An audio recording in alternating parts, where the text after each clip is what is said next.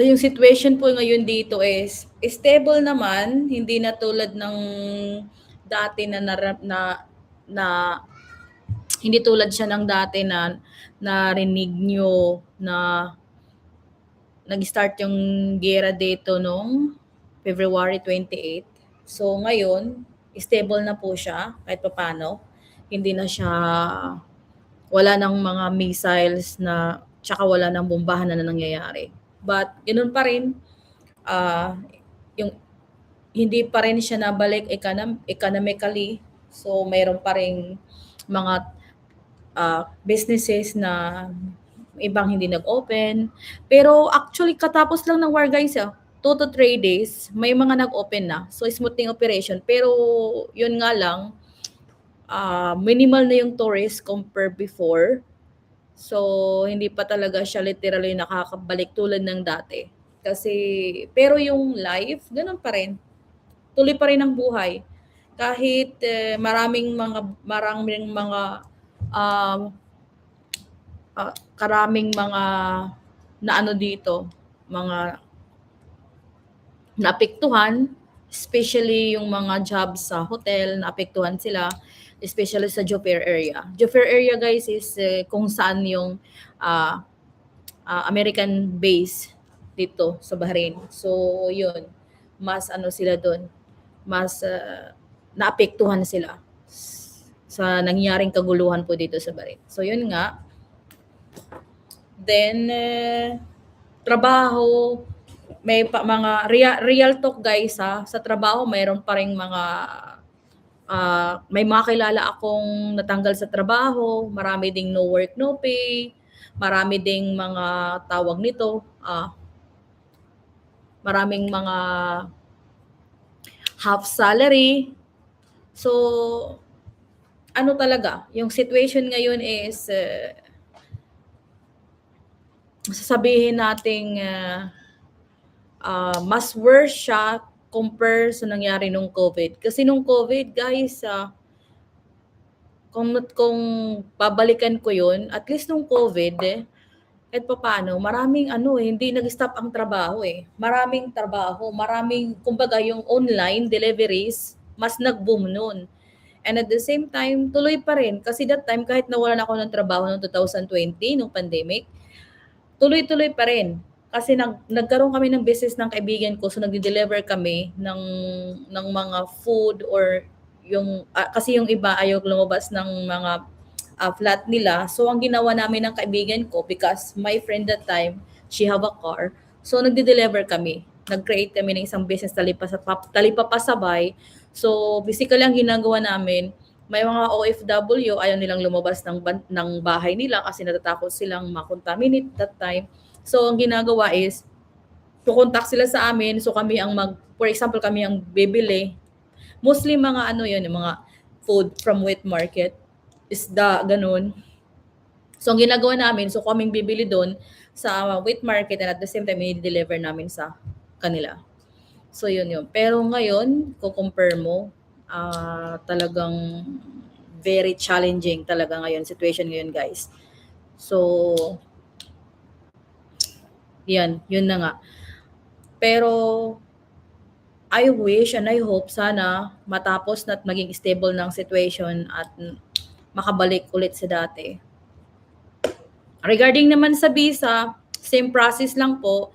Pero yung kakilala ko na nagwo-work doon sa visa company, sinasabi ko yung inire-recommend ko before. Simula kasi ng gera, nagsara. So, yun nga, challenging din yung situation nila ngayon. So, walang masyadong parang hold yung mga gustong magpunta dito unless yung mga meron ng ticket, for example, na papunta dito, magbabakasyon dito sa Bahrain or may kapamilya dito. So, yun, tuloy pa rin yun. Lalo na pag may mga trabaho. Pero, as of the moment, para sa akin guys, real talk lang, my advice, so I guess, kung wala man kayong specific pa na talagang trabaho dito na pupuntahan or meron kayong at talagang trabaho na pupuntahan dito o may contract na kayo, go for it. Pero 'pag wala pa, magvi-visit visa kayo tapos maghanap kayo ng trabaho, I guess it's not the right time. Kasi madami kami dito ngayon na walang trabaho, na naghahanap ng trabaho, and it's very hard right now maghanap ng trabaho. Because ako din guys ngayon, ako din isang biktima sa nangyari ngayong gulo. So, na wala na ako ng trabaho simula ng gera because I was in a probationary period. So yun, it's been 2 months now. So luckily, regarding naman sa visa, kahit pa paano yung visa ko is new rules dito sa Bahrain. So hindi nila makancel yung visa ko kasi ang expiration ng visa ko is December 2026 pa. So for them to cancel my visa, kailangan makahanap muna ako ng employer na para ma-transfer nila kasi wala na ngayong wala nang cancellation ng visa unless pag mag-decide akong lumabas na ng bansa. So yun, pwede na silang makapag-hire and after gamitin ulit yung visa na yon.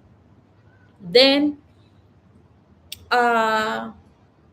okay, question is bakit ako pa nag-i-stay dito? So hindi naman kasi guys basta-basta pwedeng ako makaalis or basta-bastang lumabas. Mayroon pa akong mga obligations dito sa Bahrain na kailangan kong gawan muna ng paraan. Kailangan ko munang, for example, bayaran or i-settle. Like, for example, dito po sa flat ko, hindi ako basta-basta pwedeng umalis kasi kailangan kong i-settle yung mga renters ko. May mga kasama ako dito sa bahay bilang flat holder. So ako yung may responsibility na ayusin muna yung situation namin before ko sila iwanan. At saka guys, 14 years ito sa Bahrain yung mga gamit ko. So kailangan ko muna siyang at least i-settle. Kahit pa paano, so far, thanks God, nakaka-survive pa rin. So, yun nga lang, very challenging talaga ngayon, but I'm surviving and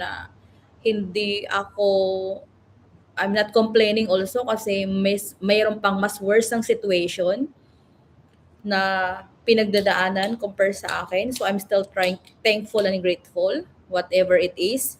So yun, and thanks God as a flat holder here in Bahrain, malaking tulong talaga sa akin na meron akong flat. So kahit dumaan ako ngayon again and nag-struggle, nawalan ng work, at least kahit papaano yung as a flat holder, kahit papaano malaking tulong siya. So kailangan ko lang pag-complete ako ng renters. So yun, kunti lang binabayaran ko sa room ko. So if I decided also na tawag nito na maghanap ng roommate para at least kahit papaano ma-free ako, baka dumating ako sa situation na yun.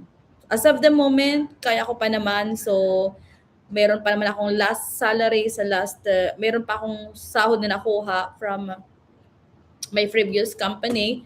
So, yun ang ginagagamit ko ngayon to sustain myself here in Bahrain. And I'm thankful also sa Philippine Embassy. So, nakakuha ako ng $200 which is 75 BD. Kasi yun, it's from the MWO, from the government, from OWA. So I'm very thankful kasi at least kapapano nakaraos ako this month. So that 75 BD is a big help for me this month para sustain na naman tong month na to. Kasi syempre, I need to pay my internet bills, I need to pay also my room because I'm still paying kasi wala pa akong roommate. For example, if maghanap na ako ng roommate next month, so yeah, malaking tulong siya na hindi na ako, isipin ko na lang pambili ko ng pagkain. So it's a very challenging times guys. Pero yun ang sinasabi ko, always be grateful. It's hindi lang ikaw yung nagsasuffer, maraming mga tao ngayon talaga pare-parehas ang situation kahit man nandun sa Dubai, sa Qatar, kahit di saan dito sa Middle East at kahit din I guess sa Pilipinas kasi ang nangyari kasi ngayon guys is lahat apektado.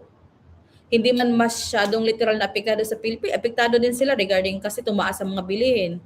Kasi ang oil at ang gasolina is nanggaling talaga dito sa Middle East. So yun nga. So yun nga lang guys, ano lang tayo, pray at malalampasan din natin to. So yun lang, pag mayroon kang pinagdadaanan ngayon, so kapit lang kapatid, matatapos din yan. So yun nga, then after,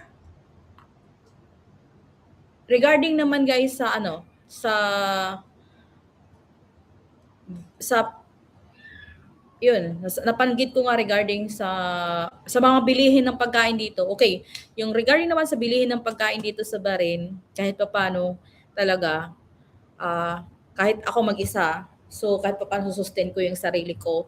Kasi kahit dito sa Bahrain, mura pa rin talaga mga bilihin. Like for example, pag may 10 dinars ka, like ako, for example, 10 BD. So yung 10 BD mo na yun, makakabili ka ng rice, 5 kilo, pag may nakasale, worth 2 dinar. Then after that, pwede ka makabili din ng egg. Egg is 30 pieces yung isang tray, worth 2 BD din. Then, marami yung mga gulay, laging nakasale sa Lulu. Kaya kahit paano masusustain mo talaga dito. Basta budget lang talaga, mahigpit na budgeting lang talaga para makasurvive sa situation ngayon. Yung isda, murang isda dito guys sa Bahrain. So, ako kasi nakatira ako dito sa outside Manama, dito sa Rifa. So, bale, pero yung mga friends ko na nakatira doon sa may Manama, sa may Hura, Godebea, yun, marami doon magtitinda ng isda sa mga gilid-gilid like banyera. Tapos makakabili lang sila ng 1 dinar, 1 kilo na. So, yun, pang-ulam na din nila. Kaya, kahit papaano, kailangan talagang mag-budget. Pero talaga sa food talaga dito, mas mura talaga yung food compare sa Pilipinas, sasabi ko. Kasi makakain ka ng chicken, ng itlog, laging may siling kape, ganun. So, yun, kailangan mo lang talagang mag-budget. Mahigpit lang talaga ng budgeting ang kailangan. So, yun nga. So,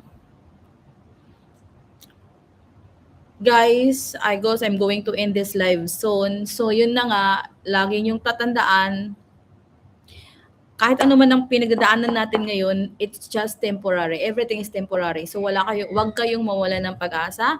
And if meron kayong mga katanungan dito sa Bahrain and regarding sa visa and everything, please just send me a message or DM on my Instagram or in all my social media accounts, and I'm willing to help you guys step by step. So yun na nga, always think positive, everything will be okay. Sino yan?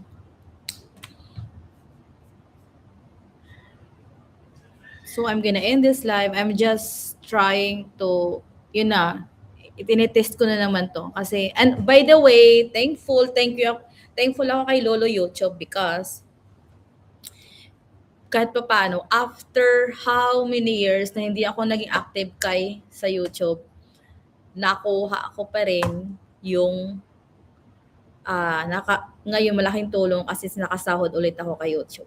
At least mapambili ako ng bigas. So yun na. Thank you for watching. So yun lang. Ulit. Tagal na kasi ako hindi nagla-live. And if you want, I know wala ngayon nagnonood. So if you want guys na gusto nyo akong mag-live ulit whatsoever, just mag-comment lang kayo sa live na to at i-comment nyo kung ano yung gusto nyo pag-usapan ko. And send nyo ako sa social media account ko and sa Instagram. Kasi sa Instagram agad ko nakikita yung messages. So yun nga. Thank you. Bye-bye.